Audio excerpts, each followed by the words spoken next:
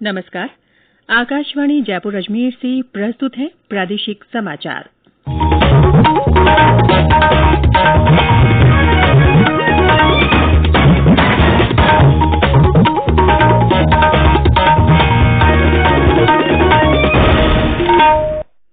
मुख्य समाचार। चुनाव के कारण 4 जिलों में स्थगित प्रशासन गांवों के संग अभियान के शिविर 3 जनवरी से फिर शुरू होंगी। सभी जिलों में फॉलोअप शिविर नए साल की शुरुआत में। प्रदेश के 4 जिलों में जिला प्रमुख और पंचायत समिति प्रधान के लिए चुनाव आज। राज्य में बिजली के 1,47,00,000 से ज्यादा स्मार्ट मीटर लगाए जाएंगे। और प्रदेश में शीतलहर थमने और तापमान में बढ़ोतरी से तेज सर्दी से राहत।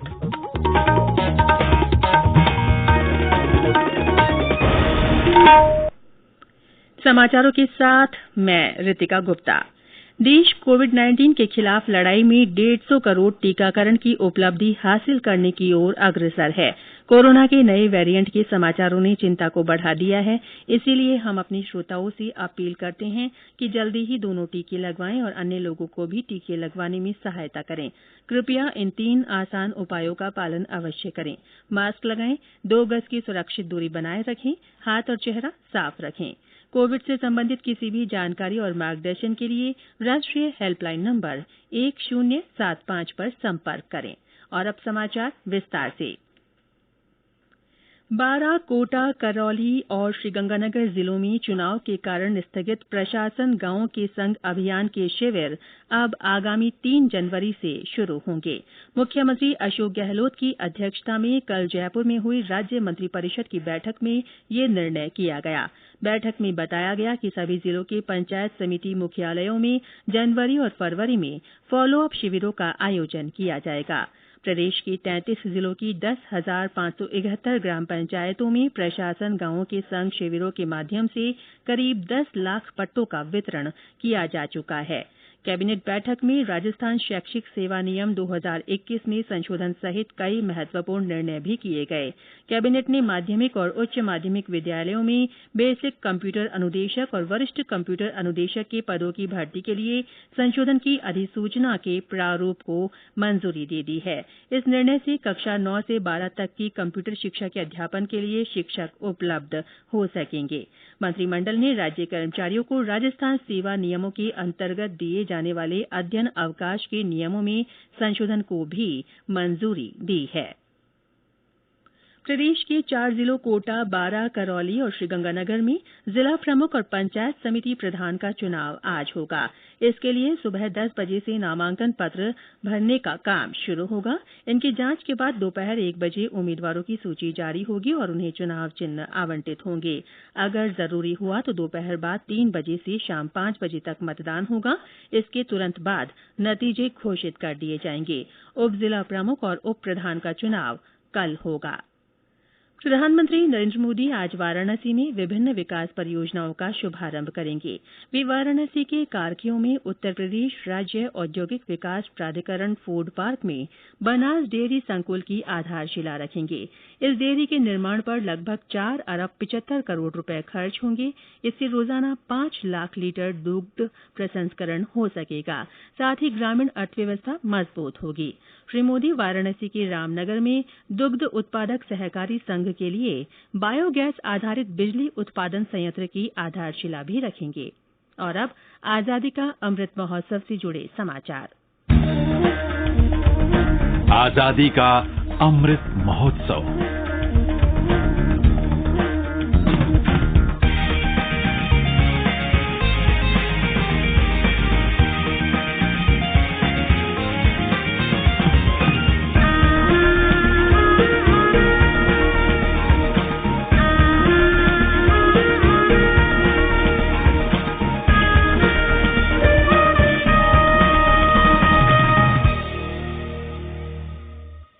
प्रधानमंत्री नरेंद्र मोदी ने कल नई दिल्ली में आजादी का अमृत महोत्सव पर राष्ट्रीय समिति की दूसरी बैठक को संबोधित किया।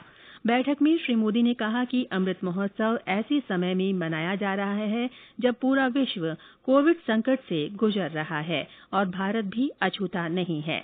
इस संकट ने हमें नई सीख दी है। प्रधानमंत्री ने कहा कि देश के लिए अपना जीवन न्यौछावर करने वाले स्वतंत्रता सेनानियों और अज्ञात योद्धाओं का योगदान हमेशा याद रखा जाना चाहिए। वीडियो कॉन्फ्रेंस के माध्यम से बैठक में शामिल हुए मुख्यमंत्री अशोक गहलोत ने कहा कि स्वतंत्रता सेनानियों की त्याग, बलिदान, कुर्बानी और देश के लिए मर मिटने की भावना जन जन तक पहुंचने से ये आयोजन सार्थक और सफल हो सकेगा। बैठक में लोकसभा अध्यक्ष, राज्यपाल, केंद्रीय मंत्री, मुख्यमंत्री, राजनीतिक नेता, अधिकारी, आध्यात्मिक गुरु, कलाकार और फिल्मी हस्तियों सहित राष्ट्रीय समिति के विभिन्न सदस्य शामिल हुए। ये समाचार आकाशवाणी जयपुर अजमेर से प्रसारित किए जा रहे हैं। समाचार अभी और भी हैं, उससे पहले कोरोना जागरूकता संदेश।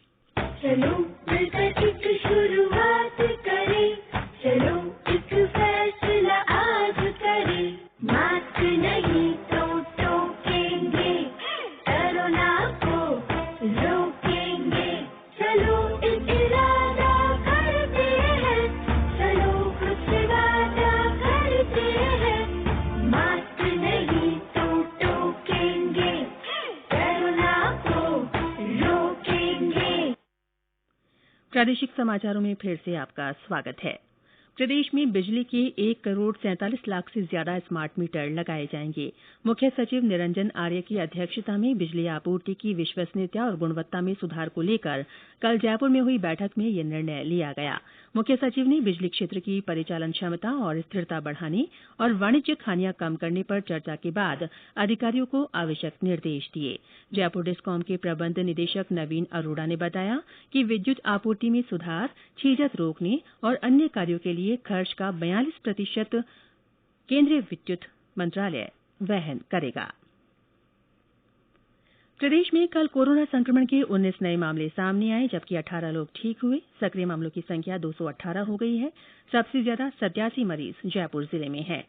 कल जयपुर जिले में 8, बीकानेर में 3, भीलवाड़ा में 2, अलवर, झालावाड़, नागौर, प्रतापगढ़, सीकर और उदयपुर में एक एक व्यक्ति में संक्रमण की पुष्टि हुई। राज्य में अब तक 9,46,113 लोग स्वस्थ हो चुके हैं। देश में कोविड टीकाकरण का आंकड़ा लगभग 140 करोड़ तक पहुंच गया है। अब तक कुल 139 करोड़ 61 लाख से ज्यादा टीके लगाए जा चुके हैं। इनमें 83 करोड़ 12 लाख से ज्यादा पहली और 56 करोड़ 48 लाख से अधिक दूसरी डोज शामिल है। वहीं प्रदेश में अब तक 7 करोड़ 78 लाख से अधिक टीकाकरण हो चुका है। जयपुर जिले में 31 जनवरी तक सुबह 6 बजे से 8 बजे तक और शाम 5 से 7 बजे तक पतंग उड़ाने पर रोक रहेगी। इस संबंध में कल जिला कलेक्टर अंतर सिंह नेहरा ने आदेश जारी किया। उन्होंने कहा कि जयपुर जिले की सभी राजस्व सीमाओं के लिए कोई भी व्यक्ति किसी भी प्रकार से प्लास्टिक से बने पक्के धागे का निर्माण, परिवहन, भंडारण, विक्रय और उपयोग पतंग उड़ाने के लिए नहीं करेगा। प्रधानमंत्री नरेंद्र मोदी आगामी रविवार को आकाशवाणी से मन की बात कार्यक्रम में अपने विचार साझा करेंगे। ये इस मासिक रेडियो कार्यक्रम की 84वीं कड़ी होगी। कार्यक्रम में अपने विचार और सुझाव टोल फ्री नंबर 1800-117800 पर डायल करके हिंदी या अंग्रेजी में रिकॉर्ड कराए जा सकते हैं। फोन लाइन कल तक खुली रहेंगी। प्रदेश में शीतलहर का दौर थमने से लोगों को तेज सर्दी से कुछ राहत मिली है। दक्षिणी पूर्वी हवाएं चलने से तापमान में बढ़ोतरी दर्ज की जा रही है। मौसम विभाग के अनुसार कल से उत्तर पश्चिम भारत के कुछ भागों में पश्चिमी विक्षोभ सक्रिय होगा। वहीं दूसरा पश्चिमी विक्षोभ 26 दिसंबर से सक्रिय होगा। इसके प्रभाव से 26 से 28 दिसंबर तक प्रदेश के उत्तरी और आसपास के क्षेत्रों में हल्की से मध्यम दर्जे की बारिश होने की संभावना जताई जा रही है। और अंत में मुख्य समाचार एक बार फिर। चुनाव के कारण 4 जिलों में स्थगित प्रशासन गांव के संग अभियान के शिविर 3 जनवरी से फिर शुरू होंगे। सभी जिलों में फॉलो अप शिविर जनवरी और फरवरी में लगेंगे। प्रदेश के 4 जिलों में जिला प्रमुख और पंचायत समिति प्रधान के लिए चुनाव आज होंगे। राज्य में बिजली के 1,47,00,000 से ज्यादा स्मार्ट मीटर लगाए जाएंगे। और प्रदेश में शीतलहर थमने और तापमान में बढ़ोतरी से तेज सर्दी से राहत मिली है। इसी के साथ प्रादेशिक समाचार बुलेटिन समाप्त हुआ। नमस्कार।